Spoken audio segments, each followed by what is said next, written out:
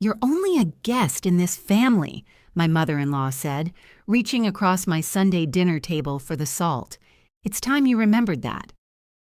The serving spoon in my hand stopped above the bowl of roasted carrots. Diane Mercer didn't raise her voice. She never did when she believed she had authority.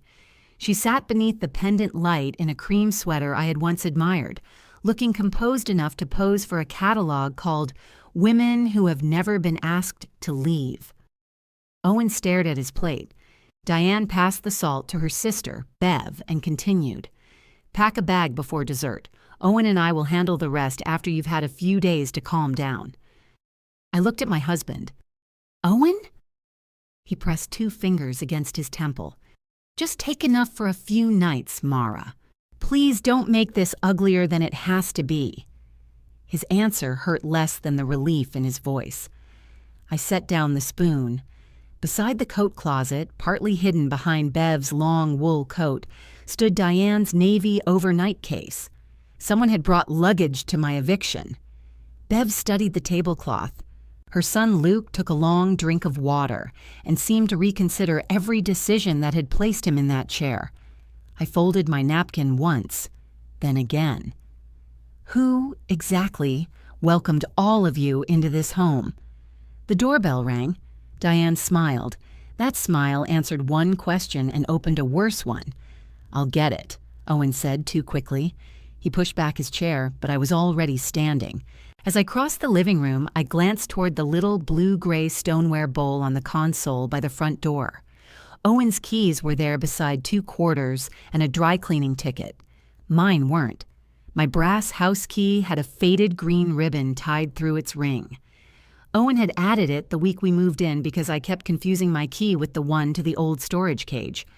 The ribbon had frayed over 3 years, but I could usually spot it from across the room.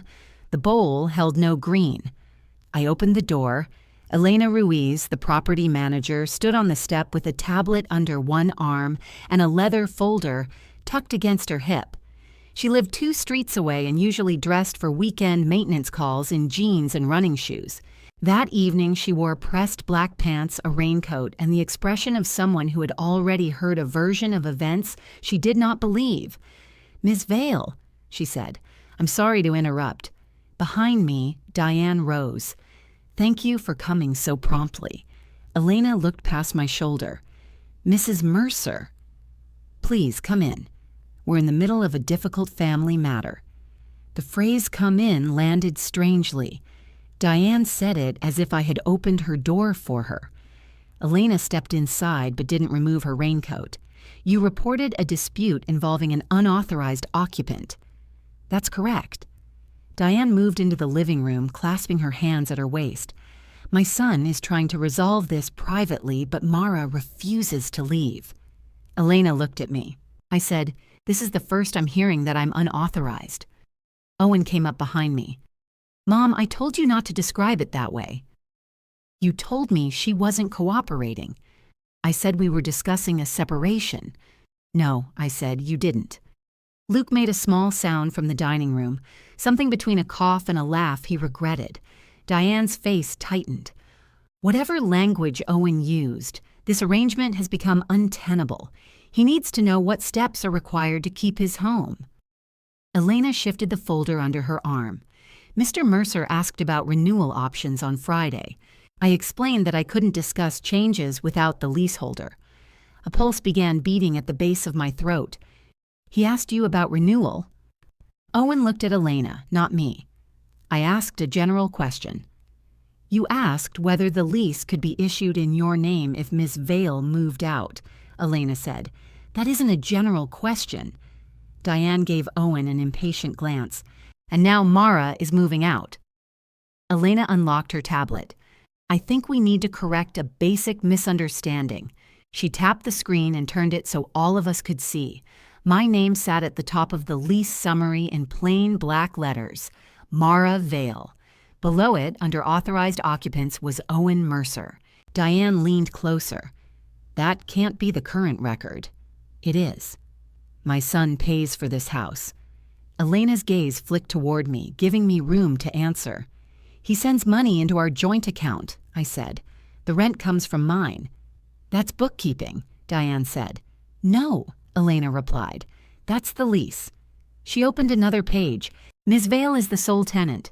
Mr. Mercer has permission to reside here as her spouse, but he is not a leaseholder. Mrs. Mercer, you are a visitor. The same applies to everyone else here. Luke put his glass down very carefully. Bev whispered, Diane, you said Owen's name was on it. It should be. The absurdity of that sentence almost made me laugh. Not because anything was funny, but because my body needed somewhere to put the shock. Diane turned to Owen. You told me this was your house. It is my home, he said. Then why is her name the only one on the lease? His eyes met mine at last. There was fear in them, but no surprise. He had known exactly what Elena would find. He had let his mother summon her anyway. That was the part I couldn't place. Owen hated scenes. He apologized to waiters when Diane sent back cold coffee. He would circle a parking lot for 20 minutes rather than ask someone to move a cart. Yet he had arranged an ambush at our dinner table and allowed it to proceed toward a fact he knew would humiliate his mother. What had he expected to happen after I left? Elena tucked the tablet against her body. I'm not here to mediate a marriage. I came because Mrs. Mercer described a possible access and safety issue. There is none that I can act on tonight. There is an access issue, I said. My key is missing. Owen's face changed. It was a tiny movement, just a tightening at the corners of his mouth, but I had spent 6 years learning his weather. Diane picked up her handbag from the armchair. This is getting theatrical. Did you take my key? Why would I take your key? Because you've already had one copied. Bev looked up. You did what? Diane turned on her. It was for emergencies. I walked to the console and lifted Owen's key ring from the stoneware bowl. His brass key was there, the small silver key to the mailbox, the black fob for the garage. Nothing else. I found a locksmith receipt in the recycling on Thursday, I said. You told me it was for your condo. It was. Your condo uses electronic locks. Diane drew herself straighter. I was planning ahead. The repairs could take months, and it made sense for me to have access if I was staying here. You weren't staying here. That was still being discussed. I said no. You said you needed time. I said no, Diane, you cannot move into my office. Bev pressed her lips together. Luke looked down, but not before I saw the corner of his mouth twitch. Diane heard it too. I don't know why you're amused. I'm not, he said. It's just pretty specific. Owen stepped between us. Can everybody stop? This is exactly why I wanted Mara to take a few days. You wanted me out because I said your mother couldn't move in? I wanted some breathing room. For whom? For all of us. Your mother's suitcase is in my hall. I brought a few essentials, Diane said. My bedroom wall is open to the pipes. You have a furnished insurance rental. It smells like industrial cleaner. Elena exhaled through her nose. I need to be clear about one additional issue. No new occupant can move in without an application and the owner's approval. Unauthorized occupancy could affect renewal. The room went quiet. Our lease ended in 7 weeks. Diane noticed the silence and found a handhold in it. There. You see? The current arrangement is already unstable. Elena frowned. That is not what I said. But Diane was looking at me now, and something cool had returned to her face. She knew the house mattered to me. She knew I had repainted the narrow kitchen twice before finding a gray that didn't turn purple in afternoon light. She knew I grew basil in the back window and kept spare batteries in the left drawer and could identify every stair by its creak. She also knew that 7 weeks was close enough to feel like a threat. Thank you, Ms. Ruiz, I said. I'm sorry you were dragged into this. Elena nodded.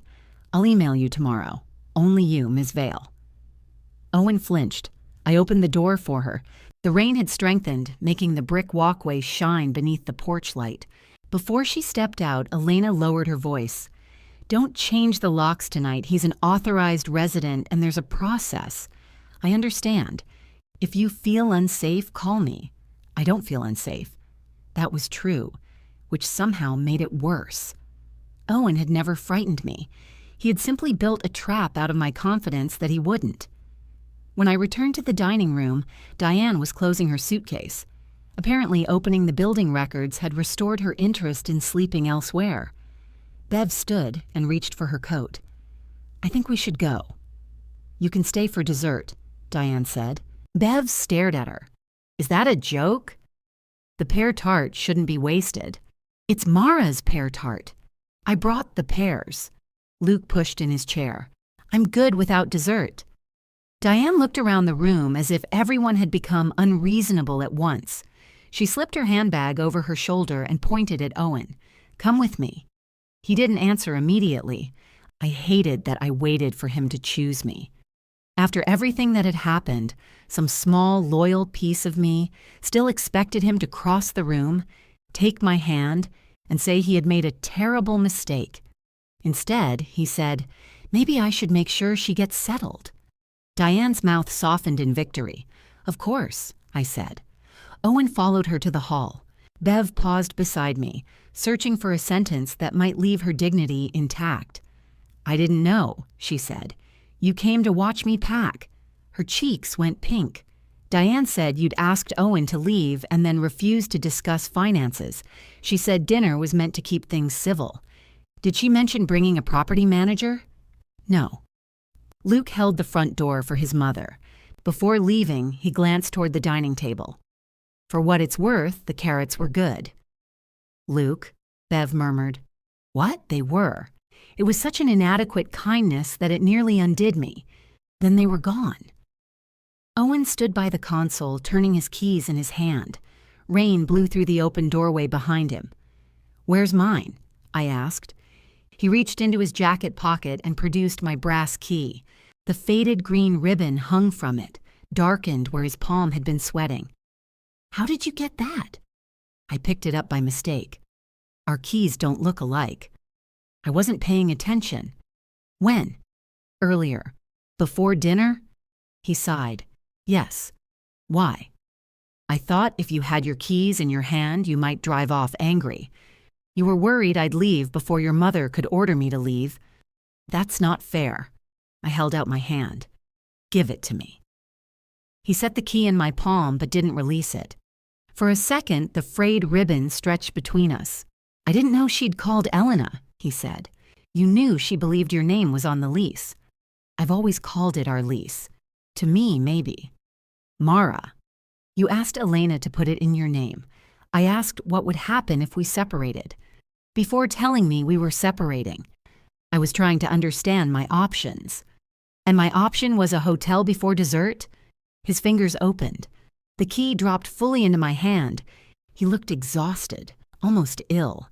I had seen that expression after disastrous catering jobs, when a refrigerator failed or a client changed the guest count 3 hours before service. Usually I made coffee, opened his laptop, and helped him turn panic into a list. My body leaned toward that old job before I stopped it. Owen looked past me at the dining room. 6 plates, 6 glasses, a roast going cold. The pear tart waited on the sideboard beneath a clean dish towel. I had spent most of Saturday making the crust.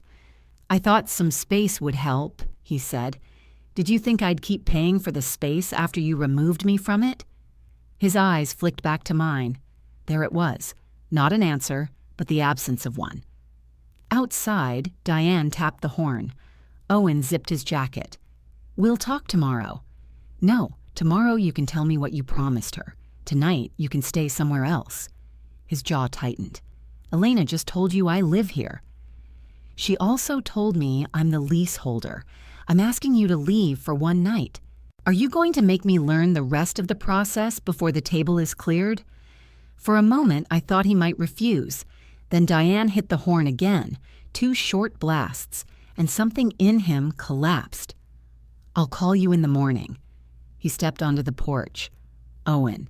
He turned. "Did you give her a copy of my key?" "No." The answer came cleanly, too cleanly. He walked through the rain to Diane's car. I closed the door and slid the deadbolt into place. The house was suddenly full of unfinished things. Half a glass of wine at Diane's seat, butter softening beside Bev's abandoned roll, Owen's napkin crumpled on his chair.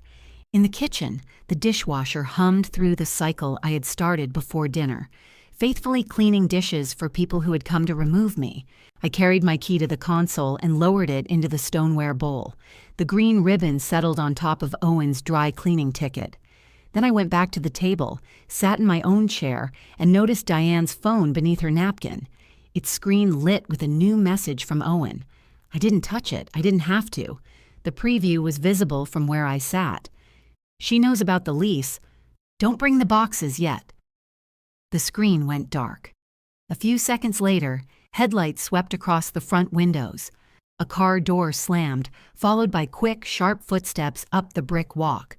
Diane knocked once and tried the knob.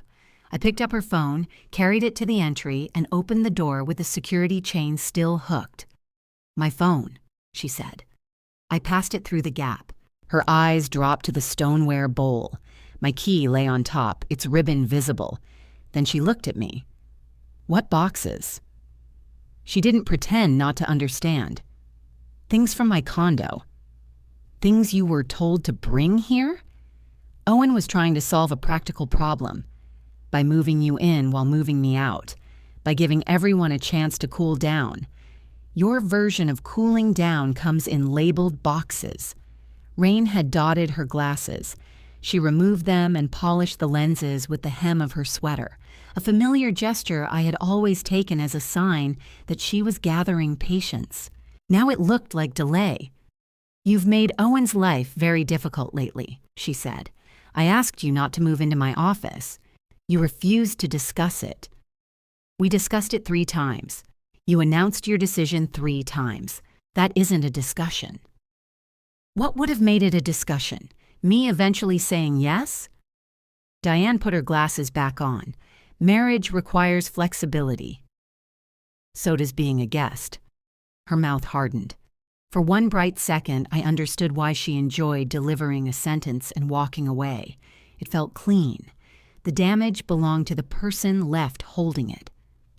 Then I saw the hurt beneath her anger, and the satisfaction vanished. Diane truly believed I had taken something from her. Not a room, a place beside her son that she considered permanent and senior to mine. "I came back from my phone," she said. "Not another performance." "You got it." I closed the door. Through the glass, I watched her stand on the porch for a moment, looking not at me but at the room behind me. Then she returned to the car. I took a picture of Owen's message where it still showed on her lock screen in the notification history. It felt invasive. It also felt necessary. I emailed it to myself, deleted the photo from my phone, then spent 10 minutes wondering whether preserving evidence of my husband's betrayal made me more like the person he already seemed to think I was. The roast went into a container. The carrots went into another. I cut the pear tart, wrapped 5 slices, and ate the 6th over the sink with my coat still on because I had become cold without noticing. At 11, Owen texted, "Mom is at the rental. I'm staying at the Fairfield. We'll talk tomorrow." At 11:03, another message arrived. "I love you." I set the phone face down.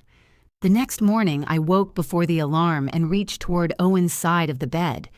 My hand found a cold pillow and one of his earplugs, the orange foam kind he bought in bulk and left everywhere.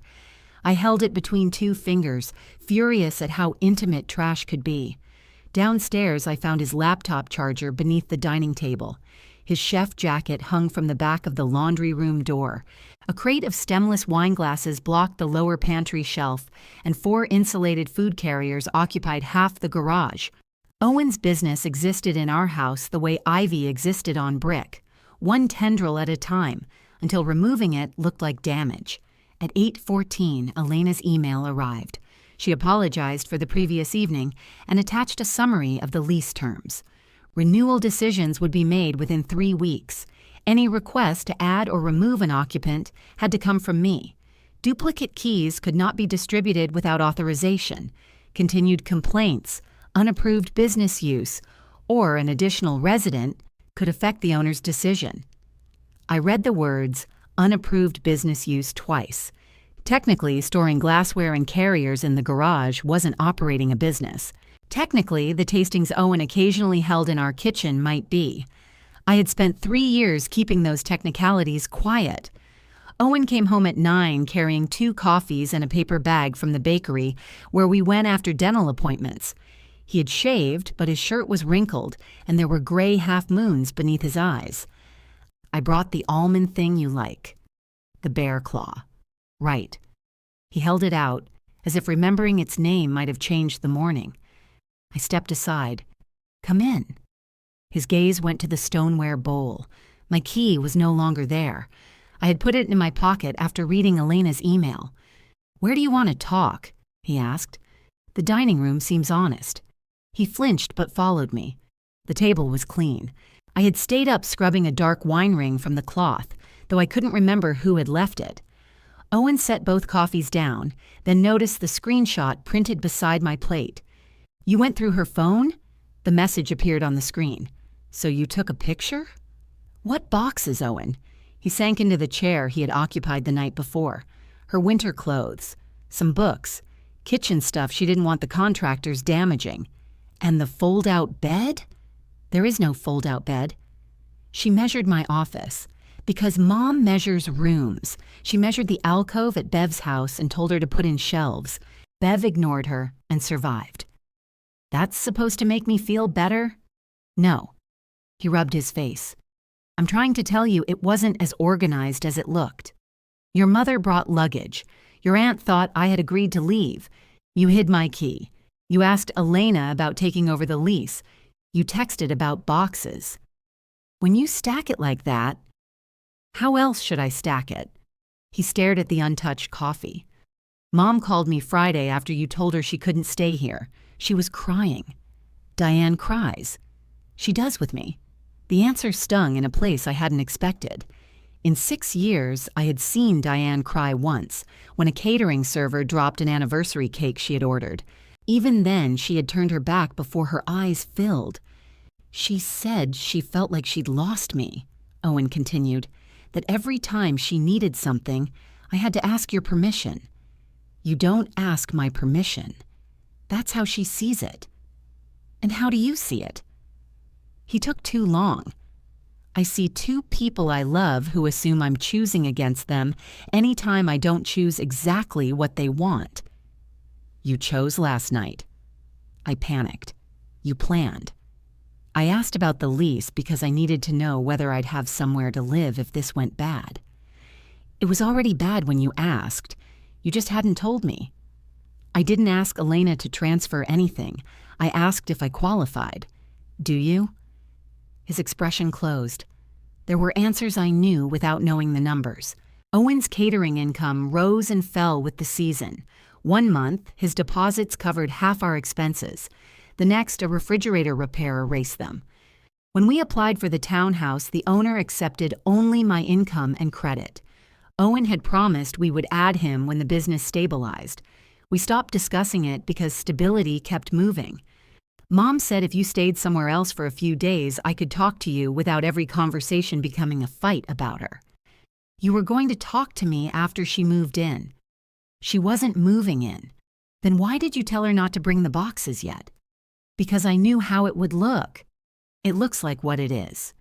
He pushed the coffee toward me. I screwed up, I'm saying that. No, you're saying the plan looked worse from my side. What do you want from me? The truth in one piece. He stood and walked to the window. Our neighbor's landscaper was blowing wet leaves into a pile that immediately spread behind him. Owen watched as if the man had stumbled into a metaphor and deserved privacy. I thought if Mom stayed here, she'd stop pressuring me, he said. I thought if you spent a few nights at the hotel near your office, you'd realize I wasn't asking you to give up the house, then we could talk. While she slept in my office, maybe. And if I still said no? He turned. I don't know. That was the first true thing he had said. I unzipped the leather organizer I used for household records. Diane cannot have a key. She cannot receive mail here, store things here, or stay here. Sunday dinners are done for now. You're banning my mother from the house? I'm withdrawing an invitation she already ignored. For how long? Until I trust you not to use her as a battering ram. His face flushed. That's a hell of a way to describe my mother. She ordered me to pack before dessert. You keep saying that like I didn't hear it. You heard it and let her. The flush drained away. I removed his business credit card from the organizer and placed it on the table. The card was in my name with Owen as an authorized user. We had opened it when Mercer Table couldn't get a limit high enough to cover a large wedding order. He paid the charges from the business account, usually. When cash ran short, I waited. This closes Friday, I said. He stared at it. I have 2 events this weekend. Then use the company card. It's nearly maxed out because the hotel hasn't released the hold from the conference. Talk to Ravi. He'll lose his mind. He's your business partner. You know he handles the kitchen. I handle clients and costs. I handle costs. That's not fair. I opened the folder again. 3 unpaid invoices sat beneath the card, clipped to deposit reports I had prepared on Saturday morning. These are yours now, Mara.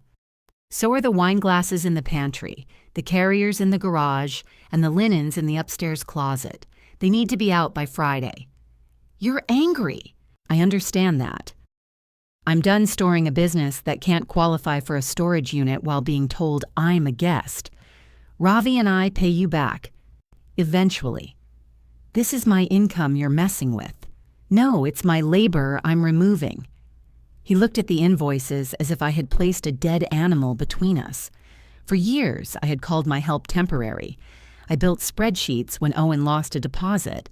I created payment reminders after a client waited 63 days. I learned which linen company added fuel fees and which hotel accounting departments needed 3 calls before releasing a check.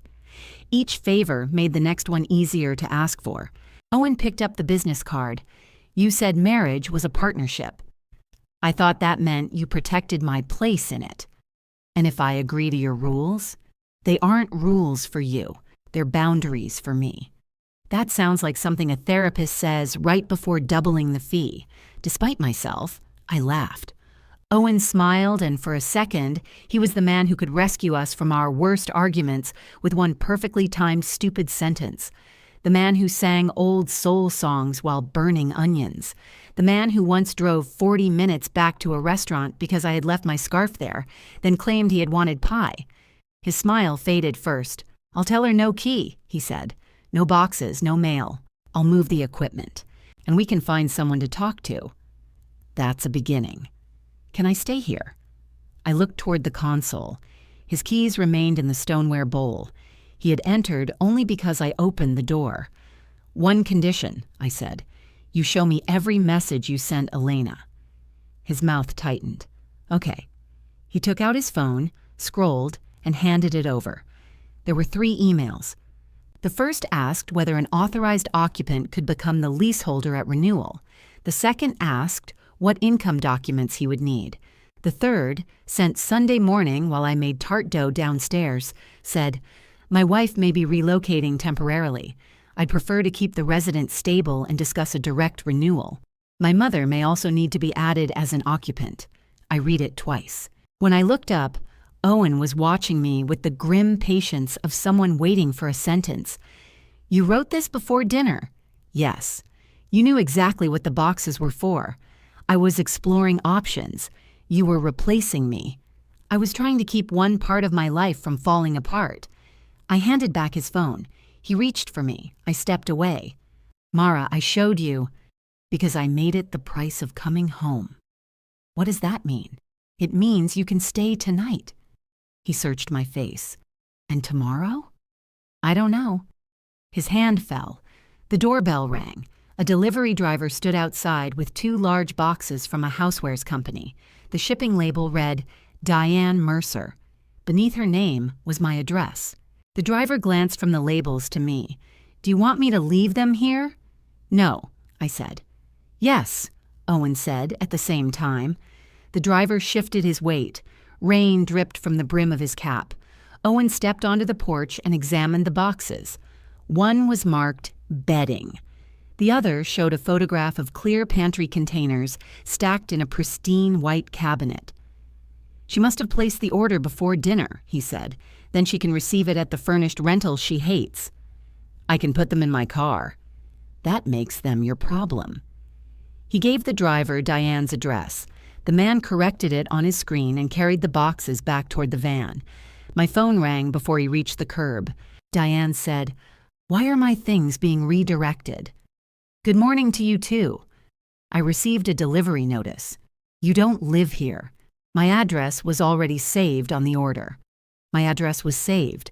It was an honest mistake. Bedding and pantry containers. She went silent. Owen held out his hand for the phone. I gave it to him. "Mom, stop sending things here." His voice wasn't loud, but Diane heard the difference. So did I. "This isn't a good time," she said. "It's never a good time when Mara can hear you." "That's not what I meant." "No key, no packages, no boxes. I'm serious." I watched his face looking for the performance. He looked tired and angry and ashamed. All three could be real. Diane said something I couldn't make out. "No," Owen replied. "You don't get to make me choose and then blame her when I do." He ended the call and handed me the phone. There. I wanted to reward him. That instinct frightened me more than Diane's boxes. He had defended the most ordinary boundary imaginable, and some trained part of me wanted to tell him he had done a wonderful job. "Thank you," I said instead. For several days, Owen behaved like a man carrying a tray filled to the rim. He moved carefully. He washed pans before food hardened on them. He took calls from Diane on the back patio and kept them short. He slept beside me without reaching across the space between us. He also discovered how many invisible doors I had been holding open. On Wednesday morning, he stood in the kitchen with his laptop and asked, "Do you remember the login for the linen company?" "I do." He waited. I buttered my toast. "Are you going to tell me?" "No. Mara, the password reset goes to your email. Then ask them to change the account contact. We need tablecloths by Saturday. You need tablecloths by Saturday." He stared at me, then gave a reluctant little nod. "Okay." That evening, Ravi Patel arrived with the company van and the expression of a man who had been informed of a fire after everyone else smelled smoke. Ravi was Owen's business partner and the only person I knew who could chop herbs while arguing about insurance deductibles. He came through the garage, took in the carriers lined against the wall, and pointed at me. "What happened to Friday?" "Friday is the deadline," I said. "Tonight is a head start. Owen said you were kicking the business out during peak season. Owen says things in their most emotionally convenient form. Can we not do this?" Owen lifted a crate of wine glasses. "The storage unit closes at 7. Ravi looked between us. "What am I missing?" 3 years of free storage," I said, "and administration." "I thought you were paid for the books." Owen stopped moving. I looked at him. "You told him that?" "I said you handled billing." "You said she handled billing," Ravi corrected. "I assumed that meant we paid her." "I'm on the card," I said. "That's not the same thing." Ravi set down the folded linens he was carrying. "How much do we owe you?" "Nothing." I chose to help. "Mara, I'm not sending an invoice for my marriage." Owen flinched. Ravi's anger shifted direction so quietly it was almost polite. "The Hawthorne deposit is missing." "It isn't missing," I said. "They mailed a check to the address on your old invoice. It's sitting at the North Street post office because your forwarding expired." Ravi turned to Owen. "You said their accounting department was late." "I thought they were." "Did you call them?" I emailed. "After Mara told you where the check was?" Owen gripped the wineglass crate. "Can we load the van?" Ravi held his gaze for another second, then picked up the linens again.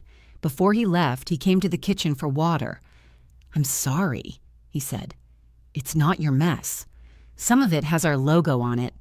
He glanced toward the garage where Owen was rearranging carriers to make them fit. "He's good at the part where people are watching," Ravi said. "Clients love him. Staff love him. I thought the rest was getting done because he was doing it after I left. So did I, at first." Ravi gave a humorless laugh. Apparently, we both married him. That Friday, Owen and I sat on opposite ends of a beige couch in a counselor's office above a dentist. A white noise machine hissed outside the door. On the wall, a framed watercolor of a beach had been hung slightly crooked, and I spent much of the session resisting the urge to straighten it. The counselor, Dr. Helen Shaw, asked Owen why he believed Diane needed a room in our house. "Her condo was torn up," he said. "She had a rental," I said. "It didn't feel like home to her." Dr. Shaw looked at him. "What would have made your home feel like hers?" He frowned. "Family dinners happen there. Holidays. She's used to being there." "Used to being invited," I said. Owen leaned forward, elbows on his knees. "After my dad died, Sunday became important to her. It was the one routine she kept. She cooks some weeks, Mara cooks others. Mom sets the table the way he liked it. It's not just dinner." Diane's husband, Paul, had been dead 4 years. He'd been a quiet man who peeled labels from beer bottles and winked at me when Diane corrected his posture. After his funeral, the Sunday meals had migrated from her condo to our townhouse because our dining room was larger. I had mistaken the migration for convenience. Diane had understood it as succession. "Doctor," Shaw asked, "did you tell Mara that your mother viewed the house that way?" "No." "Did you ask Mara whether she wanted it to become the center of your extended family?" "No." "Then whose consent were you relying on?" Owen looked at the crooked beach. In the car afterward, he said, "She made me sound spineless. She asked 3 questions." "I know." "He started the engine, but didn't put the car in gear. I kept thinking if Mom got what she wanted, she'd relax," he said. "Then you'd relax because she wasn't pushing anymore." "She never relaxes after getting what she wants. She updates the list." He laughed softly. "That's true." It was the first time he had admitted something about her without immediately wrapping it in an excuse. At home, he made French toast for dinner. He burned the first batch and ate those pieces himself. Later, while we watched a terrible renovation show, his hand rested near mine on the couch, not touching.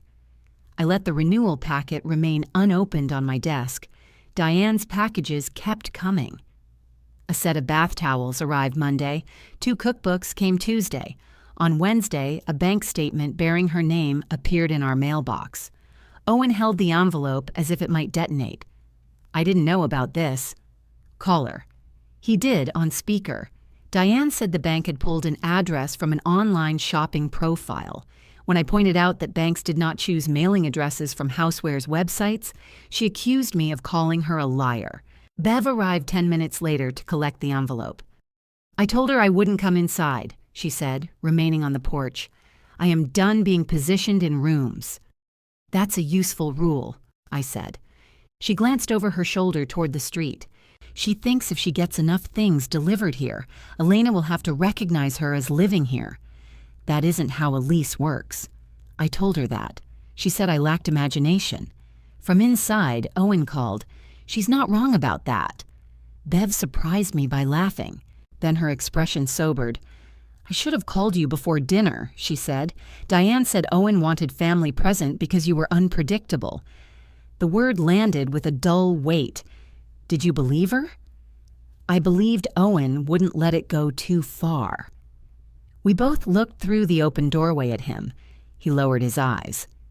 That evening, Elena forwarded a note from the owner. The extra deliveries and reported household dispute had raised concerns. Renewal was still possible, but I needed to confirm the intended occupants and certify that the property would not be used for commercial events. Owen read it over my shoulder. "She's trying to get us denied. Your mother thinks pressure is leverage. I'll talk to her. You've been talking to her. What do you want me to do? Cut her off.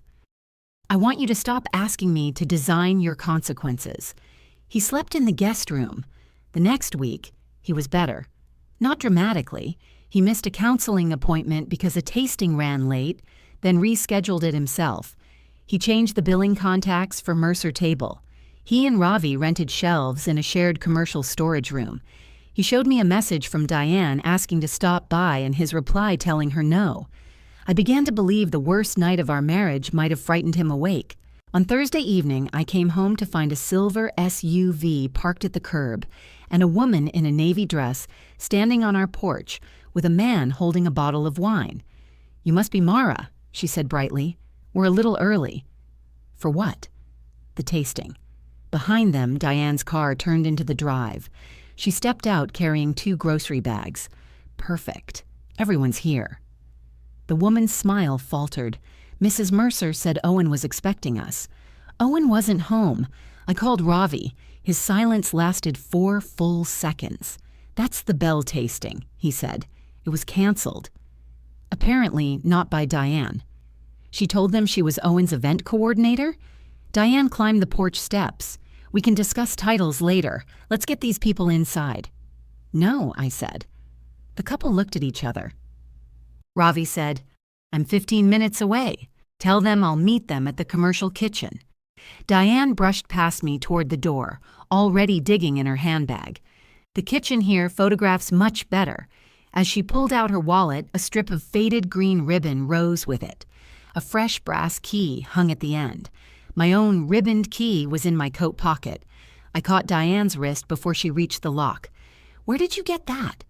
She followed my gaze and went still. The couple retreated toward their SUV. Diane recovered first. "Owen gave it to me for emergencies. He told me you didn't have one. I'm not responsible for what my son tells you." Ravi's van pulled up behind the SUV. He got out, took one look at my hand around Diane's wrist, and stopped. I let go. Owen arrived 3 minutes later.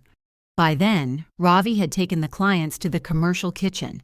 Diane stood in my living room with the copied key on the table between us. Owen saw it and closed his eyes. "When?" I asked. "Mara, let me explain." "When did you give her the key?" His mother answered for him. Tuesday, 4 days after our first counseling session. The night he had made French toast, eaten the burned pieces, and sat beside me waiting for my hand. Owen opened his eyes. "She said she was afraid you'd shut her out." I looked at the new brass key, carefully marked with a piece of green ribbon made to resemble mine. "And you were afraid she might have to live with that." Owen's shoulders sagged. I thought it would calm her down. Diane picked up the copied key. "You're discussing me as if I'm not here." "You shouldn't be here," I said. "The tasting was meant to help Owen. He's lost 2 bookings since you stopped doing the invoices." "I lost 1 booking," Owen said, "and it wasn't because of Mara. The Halperns canceled after you failed to return their deposit. Their deposit was returned yesterday. Because I reminded you. Because Ravi handled it." The change in his voice made Diane blink.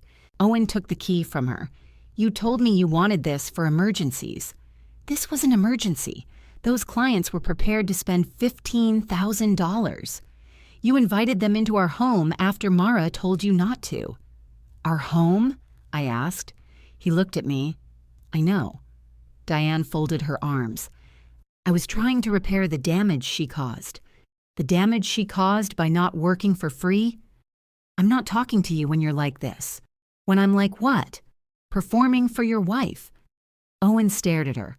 His expression passed through anger and landed somewhere closer to grief. "I gave you a key," he said. "After I promised her I wouldn't.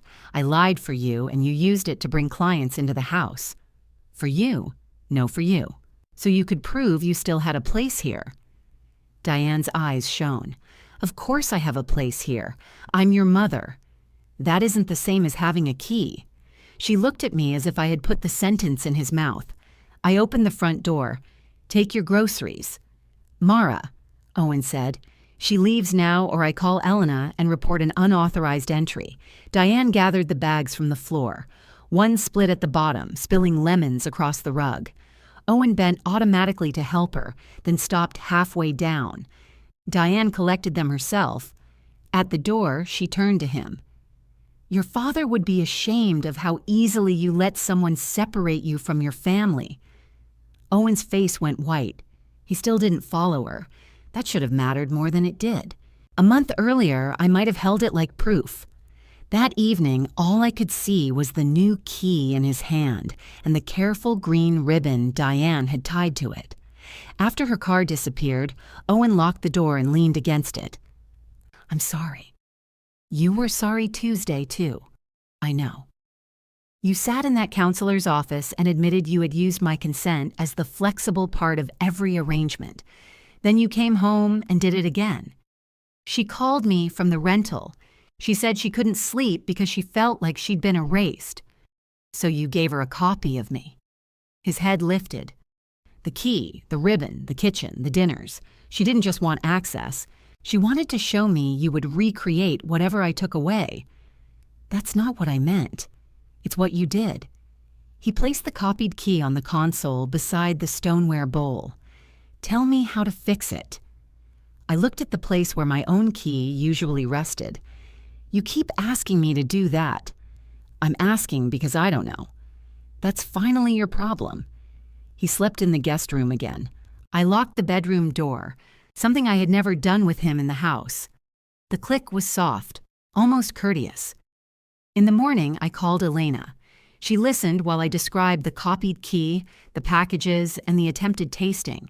She asked me to put everything in writing and said she would speak with the owner.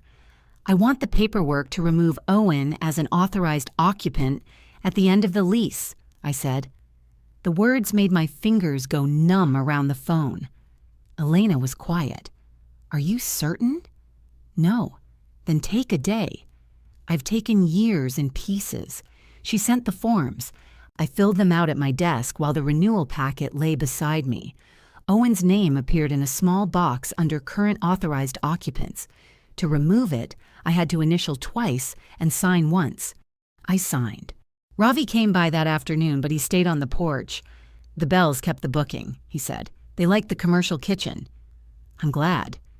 Diane promised them a complimentary raw bar. "I hope you enjoy shucking oysters." I charged them for it. He held out a paper shopping bag containing the last of Owen's chef jackets and 2 invoice folders I had missed in the upstairs closet. "I've taken over deposits," he said. "Owen handles menus and client meetings. Everything financial needs both signatures for now." "How did he take that?" "He told me I was punishing him for a family issue. I told him the family issue had scheduled a tasting in an unlicensed kitchen." I accepted the bag. Ravi glanced into the house. "He here?" "Packing." "Should I talk to him?" "That's up to you." He nodded, then remained where he was. "He does love you," he said. "I know." The answer seemed to surprise him.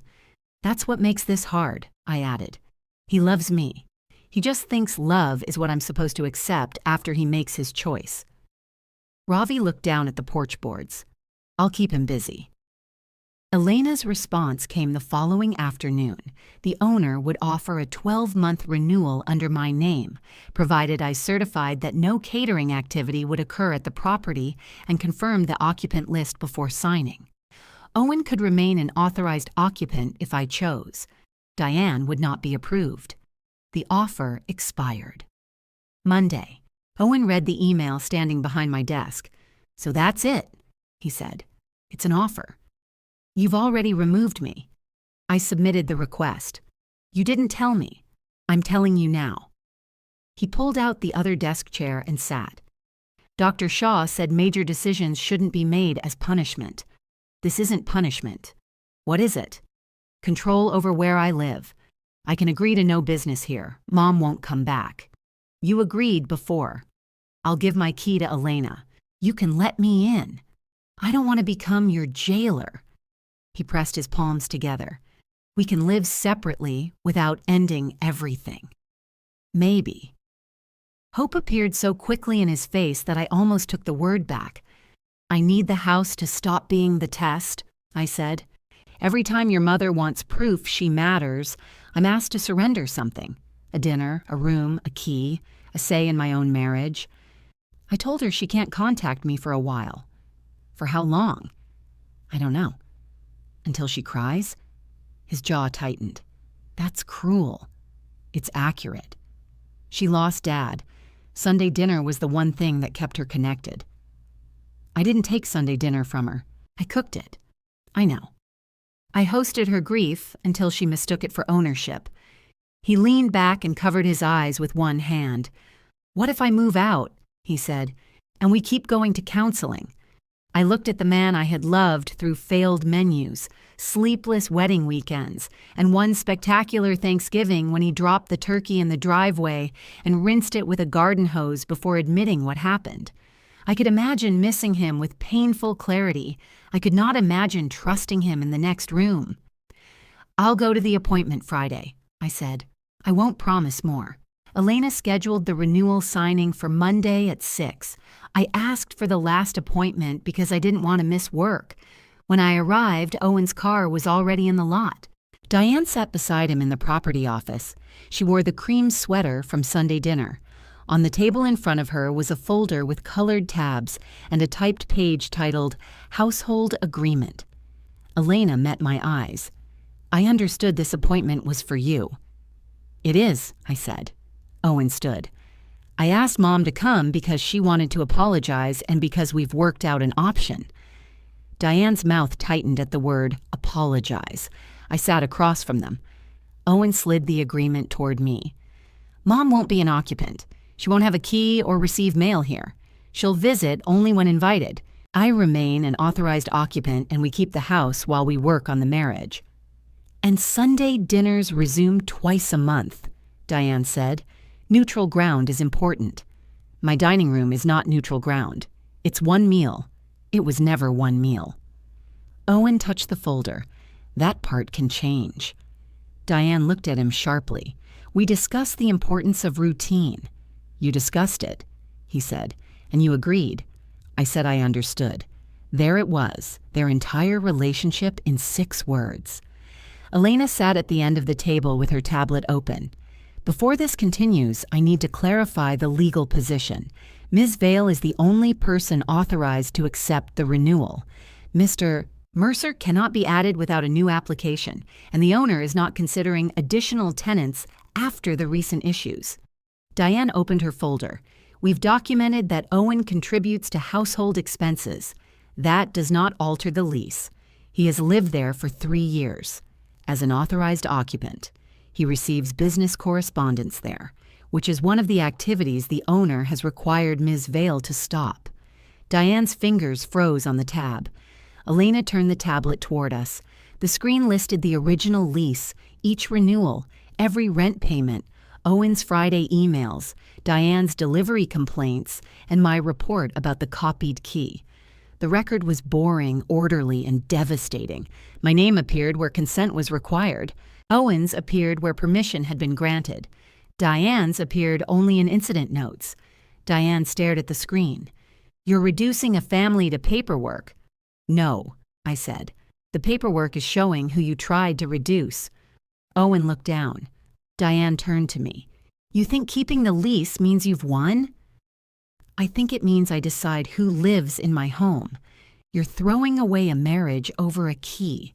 The key is how I finally saw the marriage." She looked at Owen. "Say something." He rubbed his thumb over the edge of the agreement. "What do you want me to say?" "That this is your home too." It was. The words silenced all of us. Owen's eyes met mine. They were wet and his voice was steady. "I thought being her husband meant I couldn't be asked to leave," he said. "I used that. Maybe not at first, but I did." Diane pushed back her chair.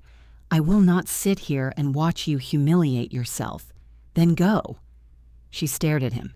He had never said those words to her in my presence. They did not feel triumphant. They sounded like something tearing. Diane gathered her folder. At the door, she looked back at me. "When he realizes what you've done, don't expect me to repair it." "I won't." She left. Owen remained seated while Elena placed the renewal in front of me. An occupant confirmation page lay beneath it. My removal request had been processed. His name no longer appeared. I read every line. My hands shook only when I reached the signature box. Owen watched me sign. Elena added the date and gave me a copy. "The current lease runs through the end of the month, Mr. Mercer retains access until then, unless he voluntarily returns his key sooner." "I understand," I said. Owen stood. I'll return it tonight. He left the typed household agreement on the table. At home, he packed without drama. Shirts disappeared from the closet. His earplugs vanished from the nightstand. He took the chipped blue mug he always used and left the expensive knife set because Ravi had purchased it through the company. The small apartment he found was above a florist, 6 minutes from the commercial kitchen. He complained once that the refrigerator hummed, then caught himself and laughed. "Listen to me," he said, "like I'm being persecuted by an appliance." We kept the Friday appointment with Dr. Shaw. Owen admitted he had offered counseling as proof of improvement while continuing the same bargain in secret. I admitted I no longer knew whether I wanted repair or simply wanted him to understand the damage. Dr. Shaw said understanding did not obligate reconciliation. Owen nodded before I did. Diane returned to her condo while one bathroom wall was still unfinished. She blamed Owen for choosing temporary discomfort over family, and he stopped taking her calls for 11 days. On the 12th, he answered. Their relationship did not end. It became smaller and less automatic. He told her Mercer Table would no longer accept referrals from her after Ravi discovered she had promised another couple a reduced price without asking. Ravi charged Owen for half the storage room. Bev invited me to coffee once. We spent 40 minutes discussing work, recipes, and a terrible haircut she had received. Diane's name came up only when Bev said, "She misses the dinners." "I miss parts of them too," I said. That was the difficult truth. I missed Owen singing over the stove. I missed Paul's old place setting, though he had never sat at my table. I even missed Diane criticizing the gravy while taking a second helping. A life could be wrong for me and still contain things worth grieving. Owen carried his final box out 3 days before the lease ended. At the door, he removed his key from the ring and placed it in the stoneware bowl. "I'm sorry I made you prove it was yours," he said. "So am I." He kissed my forehead. I let him. Then he walked to his car. Elena changed the locks the next morning. She tested the deadbolt twice and handed me 2 new brass keys. After she left, I stood at the console with one key in my palm. The faded green ribbon was still tied to the old key in my pocket. I untied it carefully, smoothing the worn fabric between my fingers, and fastened it around the new brass. The stoneware bowl looked too large with only one set of keys in it. I placed mine in the center. The ribbon settled against the blue-gray glaze, and the house went quiet around it.